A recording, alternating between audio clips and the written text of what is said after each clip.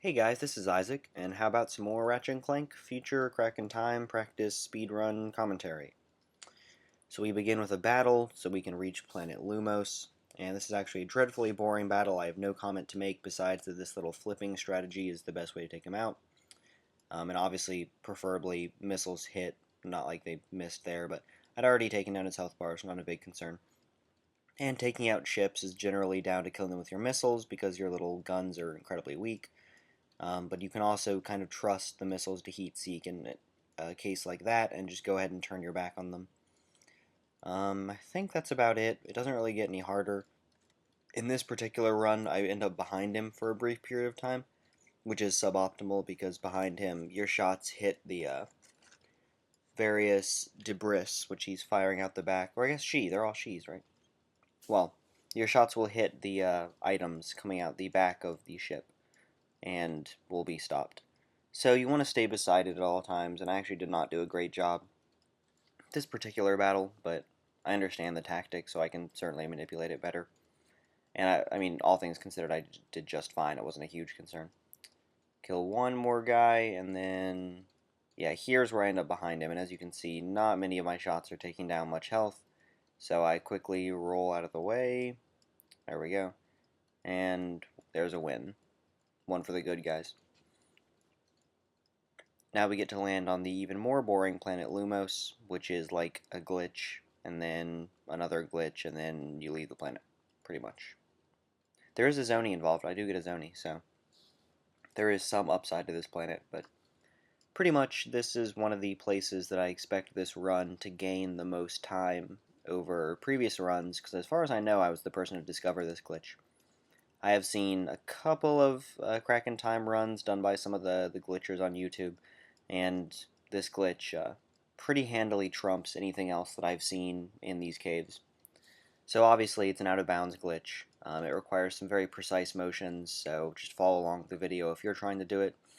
And then a hover jump here gets you high enough up that you can long jump into the obsidian eye room. Look at that. And obviously the cutscene has not activated, so we have to go kill ourselves and then make this jump across again, which is actually a difficult jump. It's very difficult. It's easier this way, and even then it takes me a minute to set up, but once you get over here, let the tetramites kill you. You'll respawn on this secondary ledge. And I think that I actually cut out a few deaths here. I think. I don't remember exactly how I edited it. Let's see. So I jump and fail, and yeah, okay, I guess that I cut to my successful attempt. I think this was like number 3. It doesn't take that terribly long. It's not impossible, but it's a difficult jump. Takes perfect hyperstrike timing. Then skip my way through a cutscene. Get hurt by Azimuth's explosion as I... Yep, there we go. Thanks, dick. And then hop in my little space shuttle and fly away. No, that isn't what I'm doing. I have no idea what I'm saying.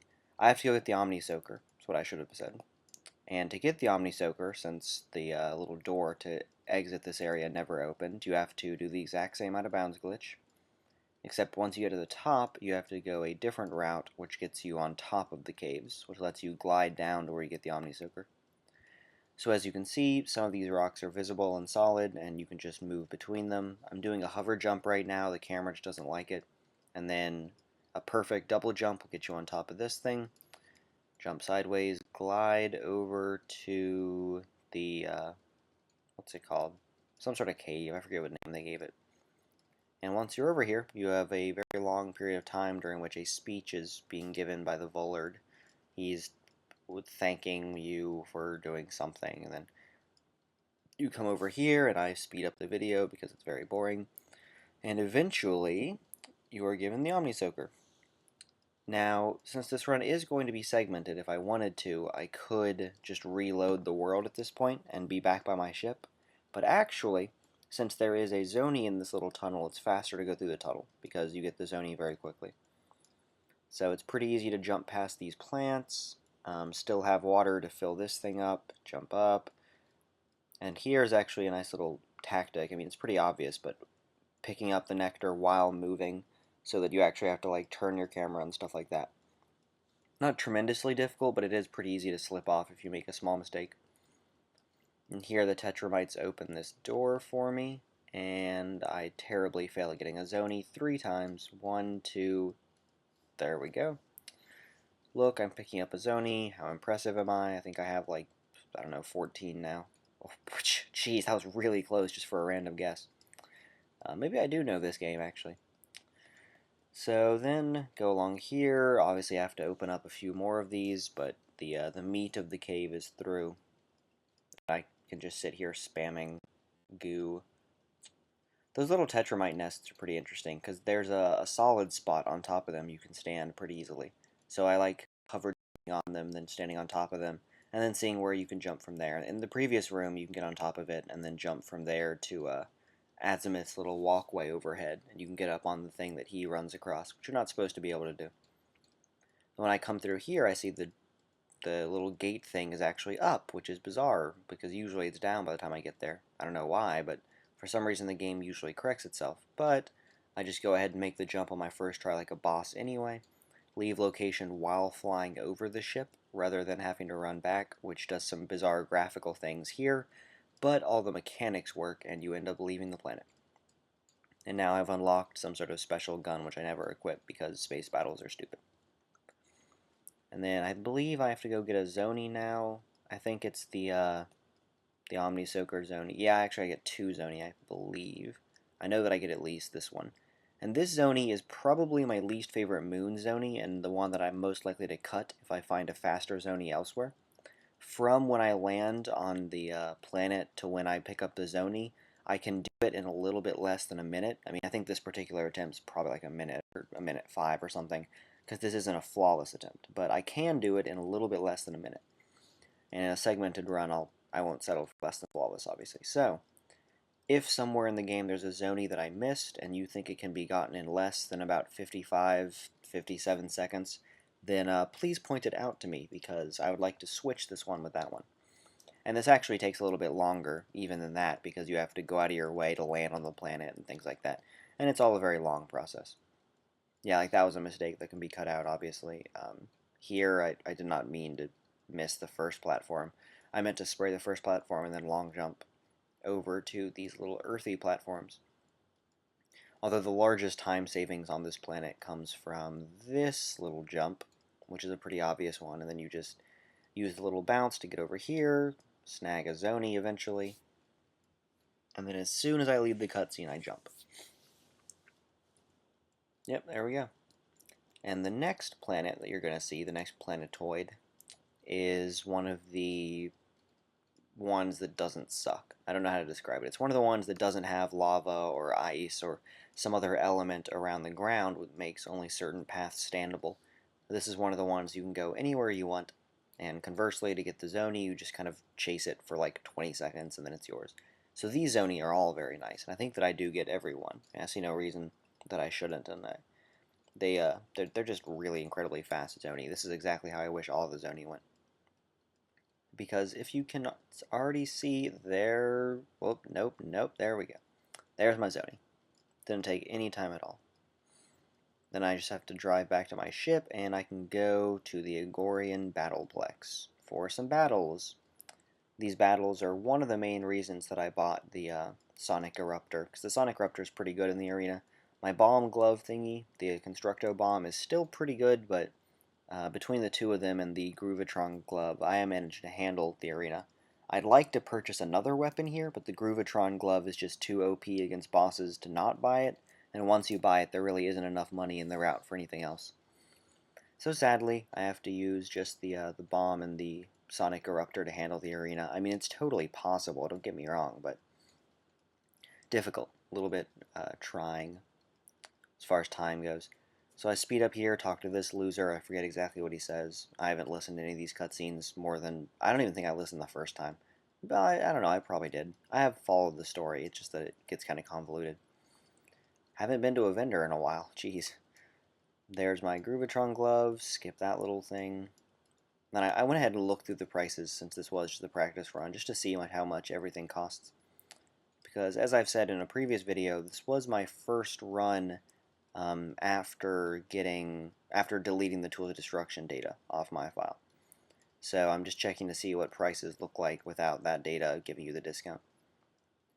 Here I do some really messy inventory management, but I want to have V5 bombs by the time that I get to the boss at the end of this area, or at least almost V5. And in fact, V4 and 9/10 is actually better than V5 probably, because then you get a free ammo refill when it levels up during that battle. So obviously in the segmented run, I'm going to go for that, but in my single segments, I've just been accepting, wherever level it ended up being. Usually about 4.5 or 4 3/4 if I've been using it proficiently. Although, as I said, these waves are pretty handily handled by this Sonic Eruptor. I mean, it does kind of suck that you have to wait for it to charge up, and it does take a little while, but firing the uncharged shots is very rarely the correct tactic to use, I've found. They just have so much smaller range, so much smaller reach, and they do a ton less damage. I mean, actually firing at full power is extremely OP, considering how cheap the weapon is and when you buy it and so on. So that little tactic that I used, where I drag an enemy up to me with the shield grab and then immediately put a bomb in his belly, therefore damaging every enemy that's been closing in around me, is very nice. I try and use that whenever possible, because that cuts out bombs like that one that I just threw, where it just like misses my target and then doesn't hurt anyone, because that's obviously a ton of wasted time. So that round actually went pretty fast, because the bomb is a little bit slower, but I do have to kill some enemies with it just so it gets experience. And here I think that I just get like a bolt reward. Yep. And now it's time to earn a Zoni, which is, I don't know, maybe this is my favorite Zoni, because it's unavoidable, obviously. So start blowing people up. Those little towers on the side are interesting, because you can pretty easily get on top of them, but I'm pretty sure it's not faster. I mean, getting up there doesn't take long at all, and you can do it during one of the wave switches, so I guess that's kind of free as far as time is concerned. But the problem is that once you're up there, none of your weapons are very easy to aim, we'll call it. It can be very difficult to even find targets, because they'll just cluster up around the little blades at the bottom. And that will eventually kill them, and it might be a valuable tactic in some sort of hardcore restricted weapons run. But for a speed run, it's not very useful. It is a little fun trick to climb on top of them, though, if you've never done it before. You just jump on those arms and climb right up. I mean, the arms have believable geometry, so they're very easily climbable. And here, I think this is wave 4. I thought this was the final wave because I haven't been watching the number, but these waves go by pretty slow, unfortunately, because it takes like 2 bombs to kill every enemy, but it would take 2 Sonic Raptor shots anyway. And I think that it's better to use that in the earlier round where there's more of the small enemies, which I can kill with a big shot and then a small shot. So if the opportunity presents itself, I can do that, rather than these big Argorians, which always take 2 fully charged shots or 2 bombs. At least at the levels that I typically am. I'm not sure if I manage to get it to V5 somehow or something. That might change things. But in the current state of the run, it makes more sense to use the Sonic Raptor early and then the Constructo Bomb later. Finish off that round pretty handily, get a Zoni, and then I'm not sure how much left. I think that, oh yeah, I have to beat the Return Fire thing, Return to Cinder, that's what it's called. So this challenge presents some difficulties for me. I'm never really exactly sure how I should best manage them. I mean, I try and let them spawn in about the right distance away from me so that they're already thinking about throwing a bomb. And I also think it's faster to pick up a second bomb from the first guy and then pick up the second guy's bomb like I just did there, and then just kill the third guy. Because after that, I want to start saving bombs for the shield guys, which is an entirely different ballgame. And since there are 2 normal guys left, I can throw their bombs at each other for about maybe a second saving. It's so difficult to predict whether or not they'll throw quickly or slowly. Things like that happen, which is bizarre.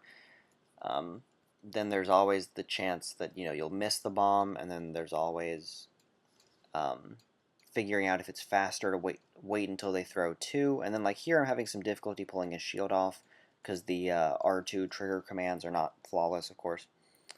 But it ends up coming together pretty well. Once they start appearing with shields, I tend to just rip all the shields off if I can. But yeah, my time's up. So I hope you guys enjoyed this part. It was a little bit simpler, but still enjoyable, and had some great glitches in it and some good combat. So hope to see you next time.